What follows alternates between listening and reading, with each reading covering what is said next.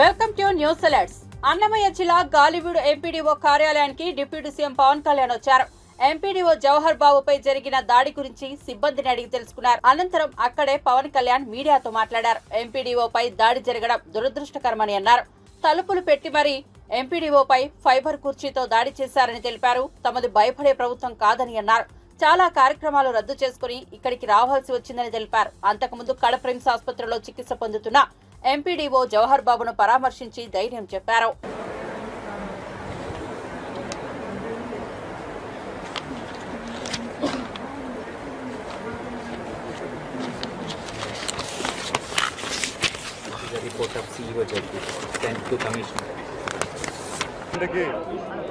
దాడి చేశారు. దాడి చేసిన వ్యక్తి గతంలో లాయరు, గతంలో ఈయన ఏపీ స్టేట్ లా ప్రాసిక్యూషన్ ఆఫీసర్గా పనిచేసిన వ్యక్తి, లా తెలిసిన వ్యక్తి. వీళ్ళ అమ్మగారు మండల అధ్యక్షులు, మండల ప్రజా పరిషత్ ఆఫీస్లో ఆవిడకి మధ్య పర్మిషన్ ఉంది. సో నేను ఎంపీడీఓ దగ్గరికి వచ్చి మాకు తాళాలు కావాల రూమ్ కంటే ఎంపీడీఓ మన జవహర్ బాబు గారు అని చెప్పారు. అది ఎవరైతే డెసిగ్నేటెడ్ వ్యక్తి ఉన్నారో వారికి వేస్తాం కానీ వాడి కుటుంబ సభ్యులకి ఇవ్వమంటే ఆయనతో పాటు దాదాపు 11 మంది 15 మంది దాకా అనుచరులు వచ్చి ఆయన మీద దాడి చేశారు. ఆయన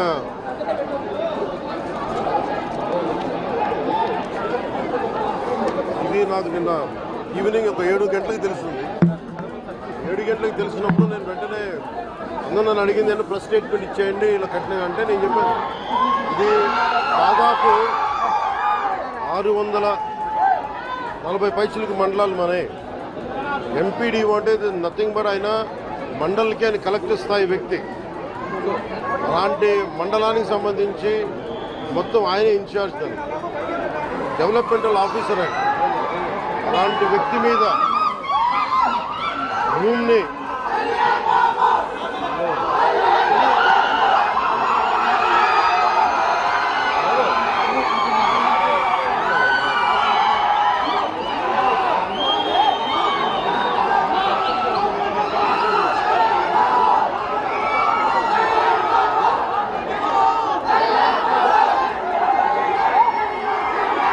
అరిస్తే లాభం లేదు.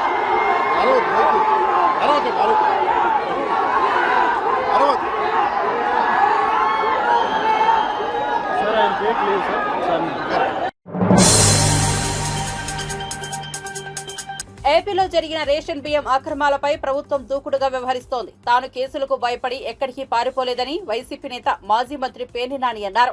ఈ నేపథ్యంలో మీడియా సమావేశంలో పేర్ని నాని మాట్లాడుతూ కొద్ది రోజులుగా తనపై సోషల్ మీడియాలో దుష్ప్రచారం చేస్తున్నారని మండిపడ్డారు. దీనిపై తాను న్యాయ పోరాటం చేస్తున్నానని తెలిపారు. శాఖాపరమైన విచారణ కంటే సోషల్ మీడియా విచారణ ఎక్కువగా కనిపిస్తోందని పేర్ని నాని ఆగ్రహం వ్యక్తం చేశారు. ఇంటికి తీసుకున్న నేపథ్యంలో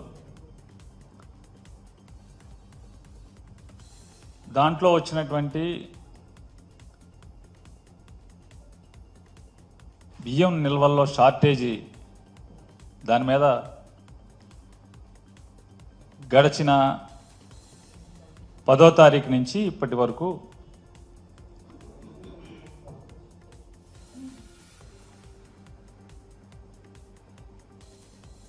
పేర్ని నాని యొక్క అక్రమార్కుడిగా నేనేదో ఉద్దేశపూర్వకంగా తప్పుడు పనులు చేశానని చెప్పని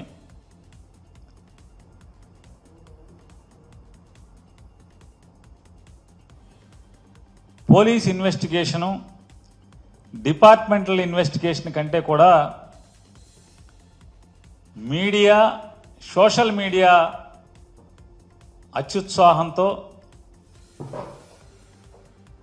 విపరీతమైనటువంటి రాజకీయ కక్షతో చిలవలు పలవలుగా పుంకాను పుంకాలుగా రోజు వండి వార్చుతున్నటువంటి పరిస్థితులన్నీ తెలుగు సమాజం అంతా కూడా చూస్తుంది. వాస్తవంగా దాంట్లో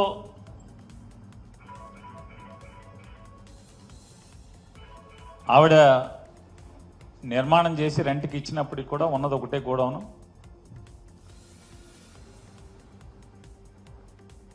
మా అత్తమామలు కానీ మేం కానీ అంటే ఆలోచన ఏంటంటే వయసు 60కి దగ్గరికి వెళ్తున్నాం, రిటైర్ అయితే లేకపోతే ఏ వ్యాపకం చేయలేని, అంటే రిటైర్ అంటే ఏదైనా వ్యాపారమో లేకపోతే కాంట్రాక్ట్లో ఇంకోటో ఏదైనా వ్యాపారం చేయలేని పరిస్థితులు ఉంటే ఏదైనా రెంట్ వస్తుంది అనే ఆలోచనతో చేసినటువంటి నిర్మాణం. రెండోది ఏంటంటే పోర్టు తొందరలో పూర్తవుతుంది.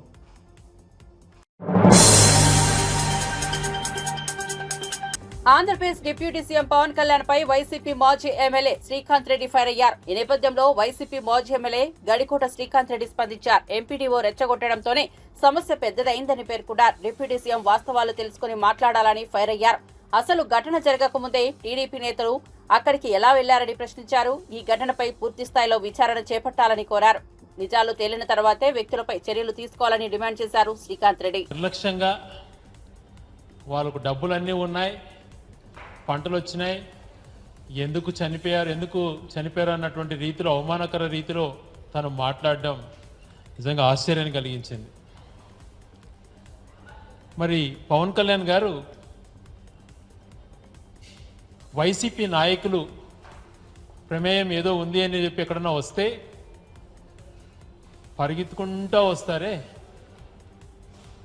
మరి తాను పార్టీ పెట్టింది, ప్రజలచే ఓట్లు వేయించుకునింది,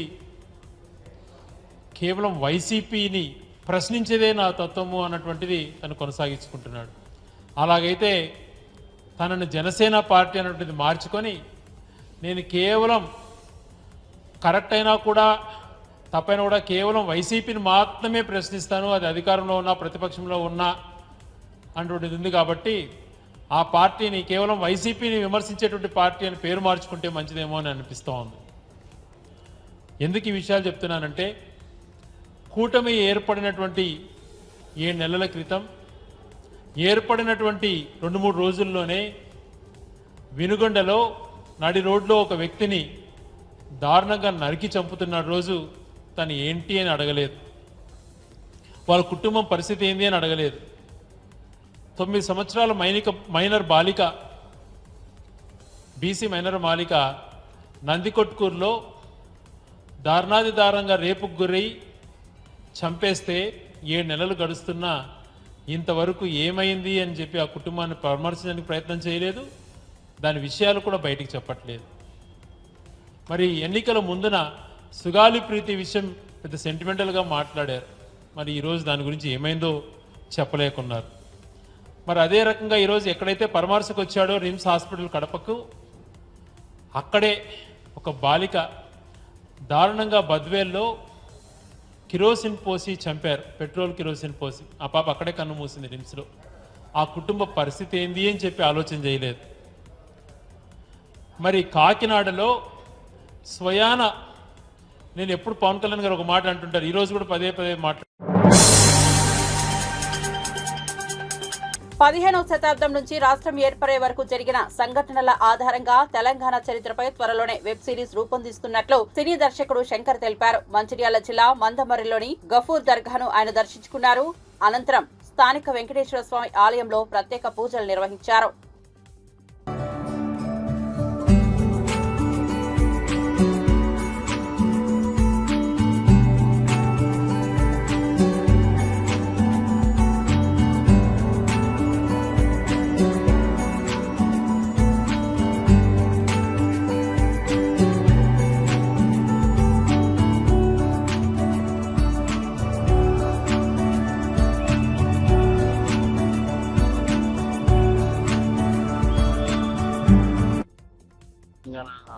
సినిమా షూటింగ్ సమయంలో మనం ఆ సాంగ్లో పృథ్వీ సాంగ్లో నిరాహార దీక్ష జరుగుతూ ఉంటుంది.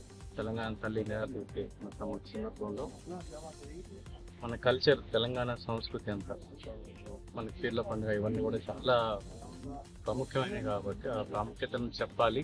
అలాగే మన కల్చర్లో అంతర్లీనంగా అందరం ఒకటే తెలంగాణ కోసము అందరి దీవెనలు కావాలి, అందరి దేవుల దీవెనలు కావాలి, సంస్థ నిర్మాణంలో అందరి భాగస్వామి కావాలని ఒక కోరిక. సో మనము ఈ పీర్లు కూడా వచ్చి దీవెనలు చేసేట్టుగా షూటింగ్లో అనుకున్నప్పుడు నాగరాజులు నేను మందమని తీసుకురావడం జరిగింది. ఇప్పుడు మొక్కుకున్నా నేను షూటింగ్ అయిపోయిన తర్వాత రిలీజ్ అయిన తర్వాత వచ్చి దాంట్లో పెట్టుకుంటాను. సో ఇప్పటికి తీరింది. సో అల్లాదయ దేవుళ్ళదయ అట్లాగే ప్రత్యేకంగా మందమర్రి మంచిగా ఇలా సింగరేణి బెల్ట్ అంతా కూడా చాలా చైతన్యవంతమైన బెల్ట్. అంటే శ్రమకు, సౌందర్యానికి, చైతన్యానికి, సంస్కృతికి, సాహిత్యానికి, సంగీత అన్నిటికి కూడా సకల కళలకు కూడా ఇది ఒక అద్భుతమైన ప్లేస్. ఇది ప్లేస్ కూడా చూడాలని చాలా అనుకుంటున్నాను. అటవీ ప్రాంతంలో కూడా కుంటాల అటవీ ప్రాంతంలో కూడా సినిమా షూటింగ్ చేద్దాం అనుకుంటున్నాను. సో ఇది ఒకసారి వచ్చి వెళ్ళిన తర్వాత మళ్ళీ దానికి సపరేట్గా రావాలనుకుంటున్నాను. ఇక్కడ నన్ను ఆహ్వానించి నా మొక్కును తీసుకునే విధంగా వీళ్ళంతా కూడా నాకు సపోర్ట్ ఇచ్చిన వీళ్ళందరూ కూడా మంచి జరగాలని, వీళ్ళందరూ కూడా రేపు ఫ్యూచర్లో వాళ్ళ ఎఫర్ట్స్, వాళ్ళ కోరికల ప్రకారం వాళ్ళ ప్రయాణం సాఫీగా జరగాలని కోరుకుంటున్నాను. ఒక వెబ్ సిరీస్ నేను పర్సనల్గా ఒక వెబ్ సిరీస్ ప్లాన్ చేస్తున్నాను. అది 15వ శతాబ్దం నుంచి తెలంగాణ వచ్చేంత వరకు పులి కుతుబ్షా సామ్రాజ్యాన్ని నుంచి మొగలాయిలు, ఆసిఫాలు, ఈ సాయి కంప్లీట్ వంశ పారంపర్యంతో వస్తూ చివరికి ప్రత్యేక తెలంగాణ రాష్ట్రం మళ్ళీ కలపబడి రకరకాల పరిణామాల తర్వాత తెలంగాణ రాష్ట్రం ఏర్పడేంత వరకు 5 శతాబ్దాలు. తెలుగు భాషను కాపాడుకుందాం, ఆత్మాభిమానాన్ని పెంచుకుందాం అనే నినాదంతో ఐక్యత చాటేందుకు నలుమూలల నుంచి విజయవాడకు తరలివచ్చిన వారందరికీ వందనాలని సుప్రీంకోర్టు మాజీ ప్రధాన న్యాయమూర్తి జస్టిస్ ఎన్వి రమణ పేర్కొన్నారు. విజయవాడలో జరుగుతున్న ప్రపంచ తెలుగు రచయితల 6వ మహాసభల్లో పాల్గొని ఆయన ప్రసంగించారు. నిర్వహిస్తున్నటువంటి ప్రపంచ తెలుగు రచయితల సంఘం, కృష్ణా జిల్లా రచయితల సంఘం మండలి బుద్ధప్రసాద్ గారికి ఒక తెలుగు బిడ్డగా నా హృదయపూర్వక కృతజ్ఞతలు తెలియజేసుకుంటున్నాను. ఈ మహోద్యమానికి మద్దతు ఇస్తున్నటువంటి తెలుగు ప్రజలకి నా వందనం, అభివందనం. వాడుక భాషగా మార్చి ప్రజలకు సాహిత్యం అందించడం కోసం కృషి చేసినటువంటి గిడుగు రామమూర్తి నుంచి గురజాడ వరకు, రఘుపతి వెంకటరత్న నాయుడు, త్రిపురనేని రామస్వామి చౌదరి, కందుకూరి వీరేశలింగం లాంటి మహానుభావులు కాలానికి ఎదురీది భాషను పరిపుష్టిపరిచారు. ఈనాటికి వాడుక భాషకు సంబంధించి మనం ఇంకా ప్రజలకు దగ్గర కాలేదనేటటువంటి విషయం స్పష్టమవుతుంది. దానికి కారణం స్వతంత్రం వచ్చిన తర్వాత ప్రత్యేకించి తెలుగు భాష మీద ఏ ప్రభుత్వం దృష్టి పెట్టలేదు. కానీ గమనించవలసిన విషయం ఏంటంటే ప్రపంచంలో అనేక దేశాలు వారి మాతృభాషలను అభివృద్ధిపరిచి లాభాలు పొందాయి. ఉదాహరణకు దక్షిణ కొరియా దేశంలో అమెరికా కన్నా 4 అంతల మేధా సంపత్తిలోను కొత్త నూతన ఆవిష్కరణలోనూ ముందుంది. అక్కడ వారి మాతృభాషలోనే వారు పరిశోధనలు చేస్తారు, భాష కొనసాగుతుంది, విద్యాబోధన కొనసాగుతుంది. అదేవిధంగా జపాన్, చైనా, ఇజ్రాయెల్ అనేక దేశాలు ఇవాళ ఇంగ్లీష్ భాష మాట్లాడే కన్నా వారి మాతృభాషలో విద్యాబోధన చేసి అనేక నూతన ఆవిష్కరణలు చేసి ప్రపంచంలో ముందున్నాయి. హిబ్రూ భాషలో ఇజ్రాయెల్ చాలా అభివృద్ధి చెందినటువంటి విషయం కూడా మనం గమనించాల్సిందిగా కోరుతున్నా. ఆ దేశాలు వారి సాంకేతికను, వారి విజ్ఞానాన్ని తమ భాషలో రాసుకున్నాయి, తమ భాషలోనే ఆలోచించాయి, తమ భాషలోనే విజయ గీతాలను ఆలపింపజేశాయి. అక్కడ మాతృభాష ఉపాధినిచ్చింది, ఆత్మగౌరవాన్ని పెంచింది. వారితో వ్యాపారం చేయడానికి ప్రపంచమంతా ఇవాళ ఎగబడుతున్నటువంటి పరిస్థితి ఉంది. ఏ జాతికైనా అంతకు మించిన గౌరవం ఏముంటుంది? మాతృభాష మీద మమకారంతో దాని అస్తిత్వాన్ని కాపాడుకోవటానికి బంగ్లాదేశ్ అనేటటువంటి ఒక దేశాన్ని ఏర్పాటు చేసుకున్న సంగతి మనం గమనించాం. ఈనాటి పాలకులు ఆ విషయాన్ని గుర్తుపెట్టుకోవాల్సినటువంటి అవసరం ఎంతైనా ఉంది. భాష, జీవితం, సంసారం, మతం, ఆచారం, ఈ 5 కలబోతే సంస్కృతి. మన దైనందిక జీవన విధానం అదే నేటి మన సంస్కృతి. పరాయి దేశీ భాష, సంస్కృతి నుంచి మంచి విషయాలను గ్రహించటంలో తప్పేమీ లేదు, కానీ గుడ్డిగా అనుకరిస్తే మనం ఎంతో నష్టపోతాం. ఈ విషయాన్ని మహాత్మా గాంధీ ఒక సందర్భంగా అన్నారు. ఆ విషయాన్ని మీకు చెప్తాను. I will like the wind of other cultures. Telugu జాతి ప్రకాశం వికాసం కోసం రచయితలు రాజకీయాలకు అతీతంగా పనిచేస్తున్నారని ప్రపంచ తెలుగు రచయితల మహాసభల గౌరవ అధ్యక్షుడు ఎమ్మెల్యే మండలి బుద్ధప్రసాద్ అన్నారు. అమ్మ భాషను కాపాడుకోవడమే ఈ సభల లక్ష్యమని పేర్కొన్నారు. ప్రపంచ తెలుగు రచయితల 6వ మహాసభలు విజయవాడలో ఘనంగా ప్రారంభమయ్యాయి. జాతి పట్ల అపారమైన మమకారమే కాకుండా ఈ రోజున మనందరూ ఇక్కడ కూర్చున్నామంటే ఈ భాషోద్యమకారులందరికీ కూడా వెన్నుదన్నుగా నిలిచిన వ్యక్తి జస్టిస్ నూతలపాటి వెంకటరమణ గారు. వారు ఆంధ్రప్రదేశ్ హైకోర్టు న్యాయమూర్తిగా ఉన్నప్పుడు నేను అప్పుడు అధికార భాషా సంఘం అధ్యక్షుడిగా ఉండేవాడిని. ఈ తిరుపతిలో ప్రపంచ తెలుగు మహాసభలు జరిగిన సందర్భంలో వారు ఈనాడులో తెలుగులో న్యాయపాలన కావాలని చెప్పి ఒక వ్యాసం రాశారు. అప్పటి వరకు వారితో నాకు సన్నిహిత సంబంధాలు లేవు. ఆ వ్యాసం చదివిన తర్వాత నేను వెళ్ళి వారిని కలవటం, వారు ఆ రోజున ఎంత కార్యదక్షుడు అంటే నాకు చెప్పలేను ఆయన మాటల్లో. అప్పుడు జ్యుడిషియల్ అకాడమీకి కూడా వారు చైర్మన్గా ఉండటంతో దీని మీద మనం ఒక కార్యక్రమం తీసుకోవాలని చెప్పిన వారు ఆదేశించడం, తత్ఫలితంగా తెలుగులో న్యాయపాలన మీద ఆంధ్రప్రదేశ్ చరిత్రలో మున్నెన్నడూ జరగలేదు, ముందు కూడా జరుగుతుందో నేను చెప్పలేను. ఆ రకంగా తెలుగులో న్యాయపాలన సదస్సు జూబ్లీ హాల్లో ఏర్పాటు చేస్తాం హైదరాబాద్లో. దానికి ఆనాటి హైకోర్టు ప్రధాన న్యాయమూర్తి శ్రీ పినాకి చంద్రఘోష్ గారు, ఆనాటి ఆంధ్రప్రదేశ్ ముఖ్యమంత్రి శ్రీ కిరణ్ కుమార్ రెడ్డి గారితో పాటు మొత్తం హైకోర్టు న్యాయమూర్తులు, జిల్లా కోర్టు న్యాయమూర్తులు అందరూ కూడా హాజరయ్యారు. ఎందుకంటే ఆంధ్రప్రదేశ్ ఆవిర్భించిన తర్వాత అలాంటి సమావేశం ఏనాడూ జరగలేదు, ఇక ముందు జరిగిద్దని కూడా నేను భావిస్తలేదు. ఆ సమావేశ ఫలితంగా ఆ రోజున దాదాపు 60-70 తీర్పులు తెలుగులో వచ్చాయి. దానికి కారకులు ఎవరంటే నూతలపాటి వెంకటరమణ గారు. ఎందుకంటే ఈరోజు మేము కేవలం వాళ్ళ భాష కోసం మన వెనకాల నిలబడ్డ వారిని మాత్రం మనం ఆహ్వానించాలి, వారి చేతుల మీదుగా మనం ప్రారంభించాలన్న ఆలోచనతో రమ్మని అడిగితే వారు హృదయపూర్వకంగా అంగీకరించడం కాకుండా ఆర్థికంగా కూడా సహకారం అందించారు. ఈ సభలకు అందుకు వారిని ప్రత్యేకంగా కృతజ్ఞతలు తెలియజేసుకుని గౌరవ శాసనసభ్యులు, మాజీ కేంద్ర మంత్రివర్యులు ఈ ప్రాంతానికి ప్రాతినిధ్యం వహిస్తూ ఈ సభల గురించి వారికి తెలియజేయగానే వారు ముందుకొచ్చి ఎన్ని వేల మంది ప్రతినిధులు వచ్చినా వాళ్ళందరికీ కూడా ఆతిథ్యం ఇచ్చే బాధ్యత నాదని చెప్పి ఇవాళ సుజనా ఫౌండేషన్ ద్వారా మా అందరికి కూడా చక్కటి విందుని ఏర్పాటు చేస్తున్నవారు గతంలో కేంద్ర మంత్రివర్యులుగా ఈ రాష్ట్ర అభివృద్ధిలో ప్రధానమైన భూమిక వహించిన వారు గౌరవనీయులు సుజనా చౌదరి గారు. అలాగే ఈ రోజున ఈ వేదికకి రామోజీరావు గారి పేరు పెట్టుకున్నాం. దేనికి పెట్టుకున్నాం? తెలుగు గురించి పరితపించి తన కళ్ళ ముందు తెలుగు కనుమరుగకూడదని చెప్పి తప్పించిన మహోన్నత వ్యక్తి రామోజీరావు గారు. వారి యొక్క పేరుతో మనం ఈ వేదిక పెట్టుకుని AP deputy CM Pawan Kalyan Parvathipuram, Manyam జిల్లాల పర్యటనలో ఉన్న విషయం తెలిసిందే. గత కొద్ది రోజులుగా పవన్ కళ్యాణ్ గిరిజన ప్రాంతాల్లో పర్యటిస్తూ వారి సమస్యలు తెలుసుకుంటూ సమస్యల పరిష్కారానికి అడుగులు వేస్తున్నారు. ఇదిలా ఉంటే వైసీపీ నేతల దాడిలో గాయపడి కడప రిమ్స్ లో చికిత్స పొందుతున్న గాలివీడు ఎంపీడీఓ జవహర్ బాబును ఆయన పరామర్శించారు. కడప పర్యటనలో ఎంపీడీఓను పరామర్శించి మీడియాతో మాట్లాడుతుండగా డిప్యూటీ సీఎం పవన్ కళ్యాణ్ ఊహించని పరిణామం ఎదురైంది. సీరియస్ గా మాట్లాడుతున్న సమయంలో అక్కడే ఉన్న కొందరు ఓజీ ఓజీ అంటూ నినాదాలు చేశారు. దీంతో ఆయన ఏంటయ్యా మీరు, ఎప్పుడు ఏ స్లోగన్ ఇవ్వాలో మీకు తెలియదు, పక్కకు రండి అని అసహనం వ్యక్తం చేశారు. పవన్ కళ్యాణ్ నటిస్తున్న ఓజీ మూవీ వచ్చే ఏడాది థియేటర్లో విడుదల కానుంది.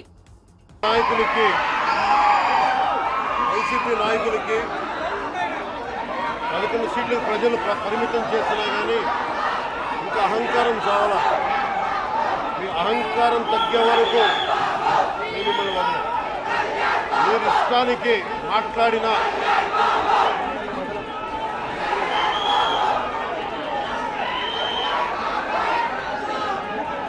ఈ వ్యక్తి మీదే కాదు, గత గాలివీడు మండలం సంబంధించి గతంలో కూడా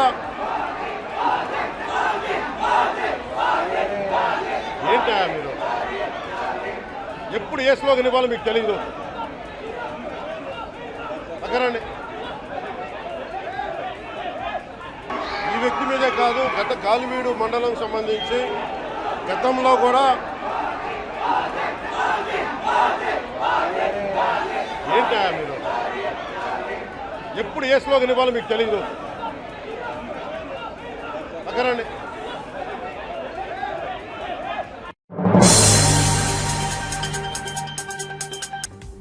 అనకాపల్లి జిల్లా నక్కపల్లిలోని బాలికల గురుకుల పాఠశాలను హోంమంత్రి వంగల్పూడి అనిత ఆకస్మిక తనిఖీ చేశారు. మధ్యాహ్నం సమయంలో పాఠశాలకు వచ్చారు. విద్యార్థులకు పెట్టిన భోజనాన్ని పరిశీలించడంతో పాటు వారితో కలిసి ఆమె కూడా భుజించారు. ఈ సందర్భంగా ఇక్కడ భోజన నాణ్యత వివరాలను అడిగి తెలుసుకున్నారు. స్థానిక సమస్యలపై ఆరా తీశారు. ఉన్నత లక్ష్యాలు ఏర్పాటు చేసుకుని వాటిని సాధించాలని విద్యార్థులకు సూచించారు.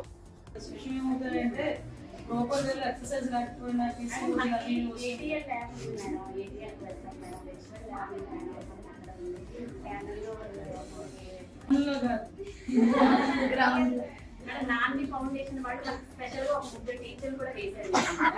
ఈవినింగ్ ఆడిస్తున్నారు. ఎందుకంటే అది ఈ రోజు అనుకోవచ్చు ఆడుకోవడం, అది ఫిజికల్ ఎక్సర్సైజ్ అనేది ఆడుకోవడానికి ముఖ్యంగా ఫర్దర్ గా ఎటువంటి కాంప్లికేషన్స్ రాకుండా ఉంటాయి. చదువుతో పాటు ఆటలో ఉండాలి, అన్ని అంతా ఉండాలి. All the best. చదువుకోవడానికే కదా, చదువుకోకుండా మనం ఏదైనా కొంచెం అటు ఇటుగా కూడా ఉన్నా కూడా వాళ్ళు ఇబ్బంది పడతారు. హ్యాపీగా చదువుకోండి, మంచి మంచి ఉద్యోగాలు ఉన్నాయి, పాలిటిక్స్ కూడా ఉంది కదా.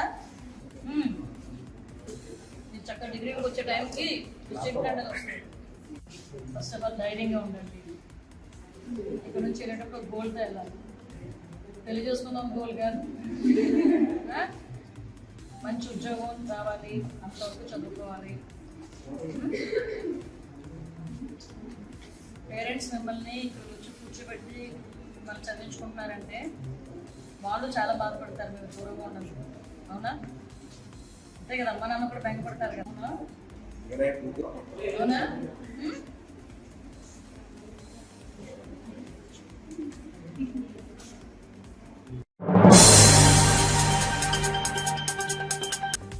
సినీ ప్రముఖులకు సామాజిక బాధ్యత ఎంతో అవసరమని పిలుపునిచ్చారు ఫిలిం ఛాంబర్ మాజీ అధ్యక్షుడు తమ్మారెడ్డి భరద్వాజ. సీఎం రేవంత్ రెడ్డితో జరిగిందని చెబుతున్న సినీ ఇండస్ట్రీ సమావేశంలో తాను లేకపోయినా మంచి ఫలితాలు వచ్చాయని వెళ్లిన వారు చెబుతున్నట్లు పేర్కొన్నారు. ఇలా ప్రభుత్వంతో సహకారం కొనసాగితే సినీ పరిశ్రమకు మంచి పేరు వస్తుందని అభిప్రాయపడ్డారు. నేను ఇండస్ట్రీయా, లేకపోతే మీరు ఇండస్ట్రీయా, లేకపోతే ఎవరు పలానా నెంబర్ 1 హీరో ఇండస్ట్రీయా, నెంబర్ 1 హీరోయిన్ ఇండస్ట్రీయా, నెంబర్ 1 డైరెక్టర్ ఇండస్ట్రీయా, లేదా ఛాంబర్. మా లెక్కలో ఏంటంటే ఛాంబర్ ఒకటే ఇండస్ట్రీ. ఛాంబర్లో పెద్దవాళ్ళు ఉండొచ్చు, చిన్నవాళ్ళు ఉండొచ్చు, వాళ్ళకి పాపులారిటీ ఉండొచ్చు, ఉండకపోవచ్చు. వాళ్ళు రిప్రజెంట్ చేస్తారు. ఎందుకంటే chamber represents production sector, studio sector, exhibition sector, అట్లాగే studio distribution sector, plus movie artist association, federation కూడా దానికి ఎఫిలియేటెడ్. అంటే వాళ్ళు మనకు డైరెక్ట్గా సంబంధం లేకపోయినా వాళ్ళు మనకి ఎఫిలియేటెడ్ బాడీస్. అందుకని అందరినీ సమన్వయం చేసుకుంటానికి ఛాంబర్ ఉంది. ఏది వెళ్ళినా కానీ గవర్నమెంట్ని కలవాలంటే ఛాంబర్ని కలవాలి. అందుకని నిన్న మీరు కలిసిన మీటింగ్ అంటున్నారు కదా, దానికి ఎజెండా లేదు. ఒక ఎజెండా ఉందంటే ఛాంబర్ పెట్టుంటుంది. అంటే మనం ఇండస్ట్రీ కలిసినట్టు. ఎజెండా లేకుండా కలిస్తే పర్సనల్గా కలిసినట్టు నా ఉద్దేశంలో. లేదు పర్సనల్గా కాదు పలానా వాళ్ళు చేసుకున్నారంటే నేను అనుకోవటం అది ఎఫ్డీసీ చైర్మన్ గారు పిలిచినట్టున్నారు. సో వాళ్ళు పెద్దవాళ్ళు అందరూ సూపర్. నిజంగా అందరూ ఇవాళ సినిమా చేస్తున్న వాళ్ళు అందరూ ఉన్నారు, పెద్దవాళ్ళు అందరూ ఉన్నారు. సో ఇండస్ట్రీకి కొంతవరకు అనుకోవచ్చు. రన్నింగ్ ప్రొడ్యూసర్లు, రన్నింగ్ డైరెక్టర్లు, రన్నింగ్ యాక్టర్లు అందరూ ఉన్నారు.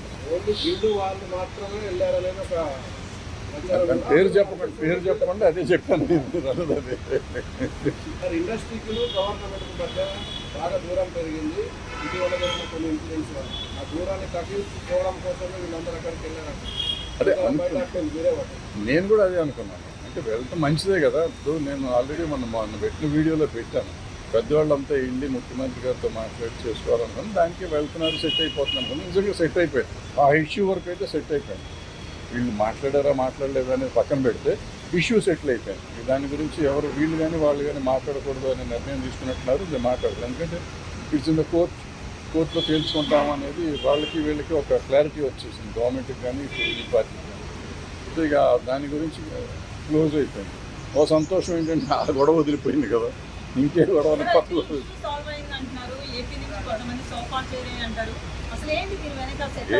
అంటే ఏపీ నుంచి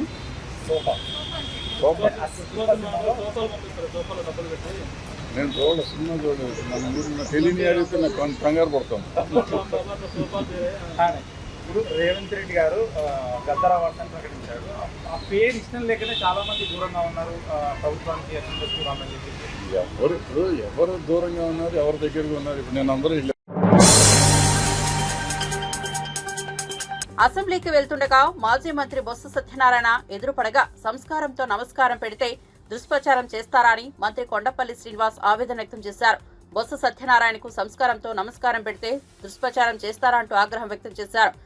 జిల్లాల్లో గౌరవ ముఖ్యమంత్రి వర్యులు శ్రీ నారా చంద్రబాబు గారి నాయకత్వంలో యువ నాయకులు శ్రీ నారా లోకేష్ గారి ఆలోచనల్లో ఉత్తరాంధ్రకి పెద్ద ఎత్తున అభివృద్ధి కార్యక్రమాలు జరగడం, మూలపేట పోర్టు అవ్వచ్చు, అలాగే భోగాపురం ఎయిర్పోర్ట్ అవ్వచ్చు, విశాఖపట్నంలో సాఫ్ట్వేర్ కంపెనీస్ రావడం అవ్వచ్చు, అలాగే రోడ్స్ విషయంలో అవ్వచ్చు, లేకపోతే ఇరిగేషన్ ప్రాజెక్ట్స్ అవ్వచ్చు, రైతువారి సమస్యల పట్ల చిత్తశుద్ధితో పరిష్కారం చూపించడం అవ్వచ్చు, ఇవన్నీ కూడా ఉత్తరాంధ్రలో ఒక కొత్త నాయకత్వం ఏర్పాటు చేస్తూ ఒక కొత్త మంచి ఆలోచన, అభివృద్ధి పట్ల ఉన్నటువంటి మంచి ఆలోచనతో ఈరోజు రాష్ట్ర ప్రభుత్వం కూటమి ప్రభుత్వం పెద్ద ఎత్తున ఒక మంచి పేరు తెచ్చుకునే క్రమంలో ఈరోజు ప్రతిపక్షం ఎవరైతే మీడియా వాళ్ళు ఉన్నారో ఒక గడిచిన 2 రోజులుగా ఒక ప్రచారం ఏదైతే చేస్తున్నారో దాన్ని పూర్తిగా నేను ఖండిస్తున్నాను.